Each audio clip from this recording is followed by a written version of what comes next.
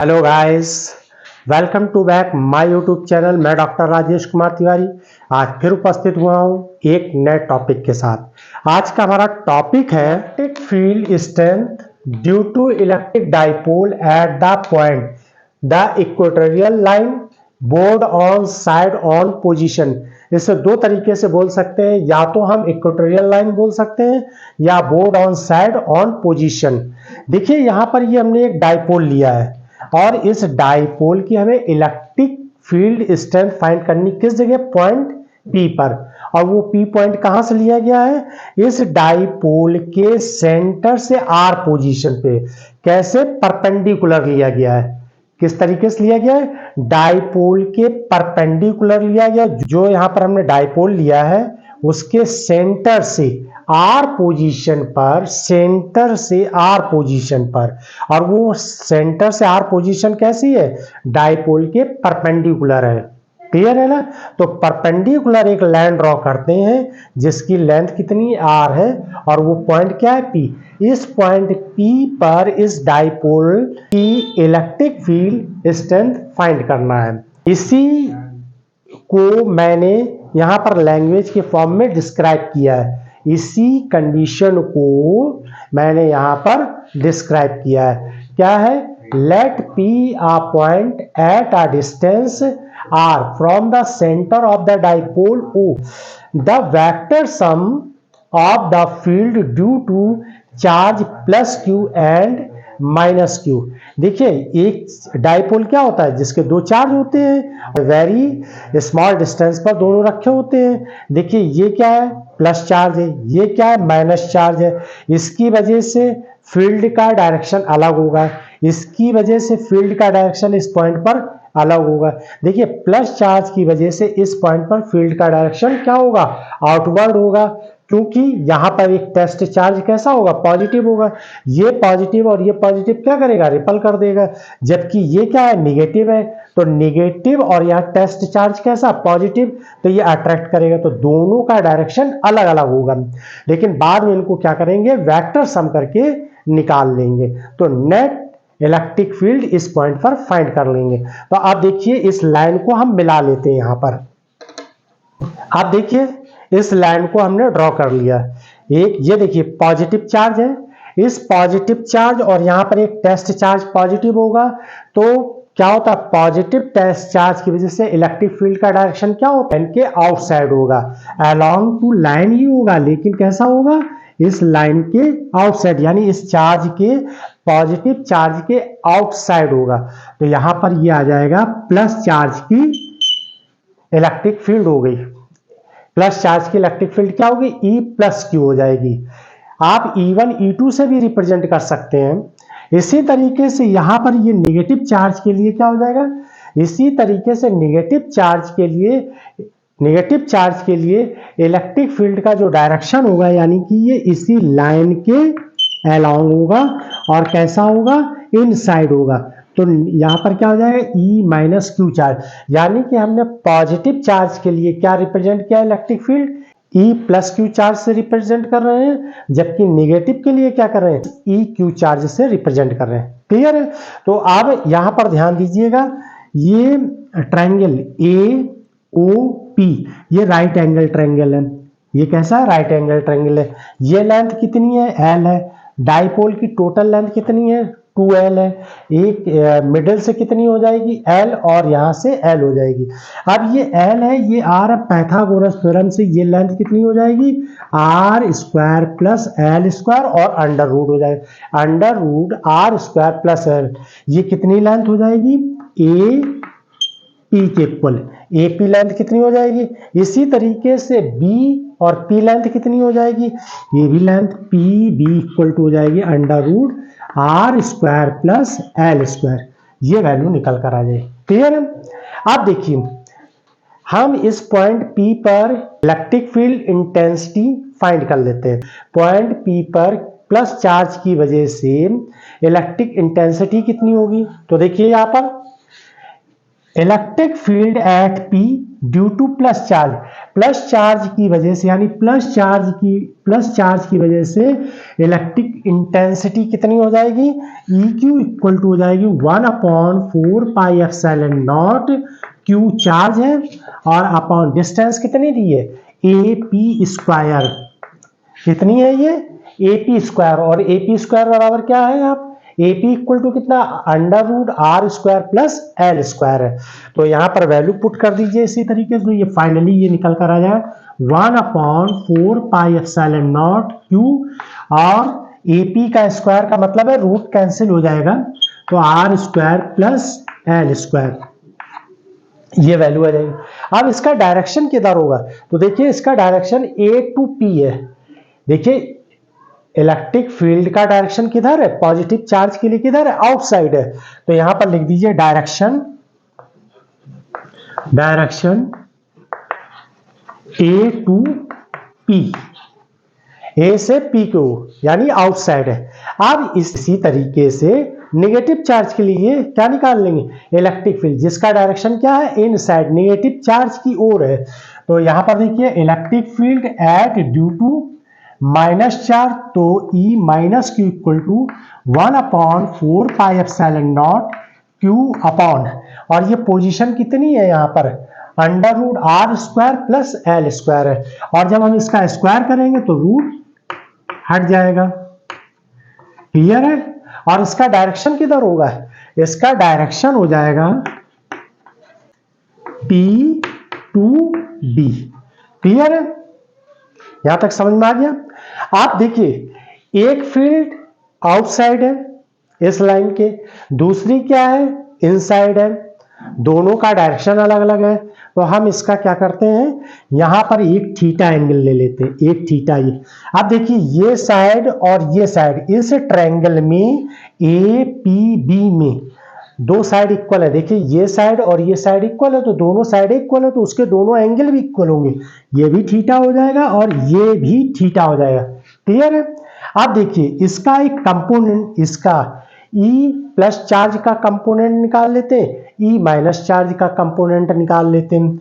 तो देखिए यहां पर इसको P ऐसे लिख दीजिए, और ये थीटा है। देखिए इसके पैरेलल लाइन हमने एक यहां ड्रॉ कर ली, क्लियर है। इस पैरेलल लाइन, अब इसके दो कंपोनेंट ले लीजिए, यहां पर हमने E प्लस चार्ज के लिए इसके दो कंपोनेंट ले लीजिए, एक हॉरिजॉन्टल कंपोनेंट हो जाएगा E plus Q cos theta, और वर्टिकल इसका कंपोनेंट क्या हो जाएगा, E plus Q sine theta, clear है ना। इसी तरीके से इसके लिए भी हम दो कंपोनेंट ले लेते हैं। तो अब इसका कैसे एंगल ड्रॉ करेंगे, देखिए मैंने बताया कि इस ट्रायंगल में ये साइड और ये साइड इक्वल है, तो इसका मतलब ये एंगल और ये एंगल इक्वल होगा।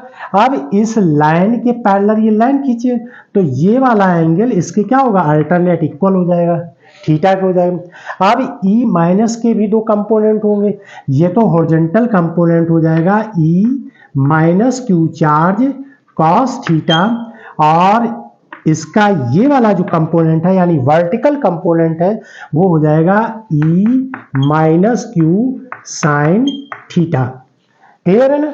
अब देखिए ये दोनों, अगर हम यहां पर सबसे पहले तो ये ध्यान दें कि E माइनस क्यू यानी इलेक्ट्रिक फील्ड जो है, चाहे हम इलेक्ट्रिक फील्ड देखें, चाहे माइनस चार्ज की इलेक्ट्रिक फील्ड देखें, चाहे प्लस चार्ज की इलेक्ट्रिक फील्ड देखें, तो इसका मैग्नीट्यूड कैसा है, देखिए ये मैग्नीट्यूड कैसा है, इक्वल है दोनों में। देखिए ये इक्वल है 1/4πε0 q upon r² plus l square. यहां पर भी देखिए दोनों चार्ज की इलेक्ट्रिक फील्ड का मैग्नीट्यूड जो है, इलेक्ट्रिक फील्ड का मैग्नीट्यूड है वो कैसा है, सेम है, यानी इक्वल है, क्लियर है। तो इसका मतलब ये हुआ कि ये और ये अपोजिट है, ये दोनों जो वर्टिकल लिखे हुए ये कैंसिल हो जाएंगे, यानी साइन थीटा वाले कैसे हो जाएंगे, कैंसिल हो जाएंगे, क्लियर है ना। ये क्योंकि मैग्नीट्यूड दोनों का सेम है, और यहां भी साइन थीटा लिखा है, यहां भी साइन थीटा लिखा है, तो इसका मतलब ये हुआ कि दोनों कैंसिल हो जाएंगे। लेकिन आप दूसरा केस ध्यान दीजिए, यहां पर हॉरिजॉन्टल कंपोनेंट देखिए कॉस थीटा, लेकिन दोनों कैसे हैं, सेम डायरेक्शन में, यानी कि दोनों का रिजल्ट क्या आ रहा है, दोनों ही चार्ज का इलेक्ट्रिक फील्ड का जो मैग्नीट्यूड है वो कैसा है, सेम डायरेक्शन में। तो इसलिए net electric field strength, net electric field strength E equal to E plus charge cos theta plus E minus charge cos theta, दोनों सेम डायरेक्शन में, E plus cos theta, E minus charge cos theta. अब यहां पर value put कर दीजिए। E plus charge की value क्या दी हुई है, 1/4 पाई, ये वैल्यू दी हुई है 1/4 pi epsilon not Q upon R square plus L square, ये आ जाएगा।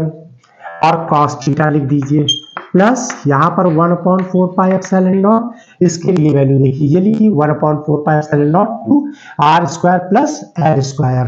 तो यहाँ Q R square plus L square cos theta.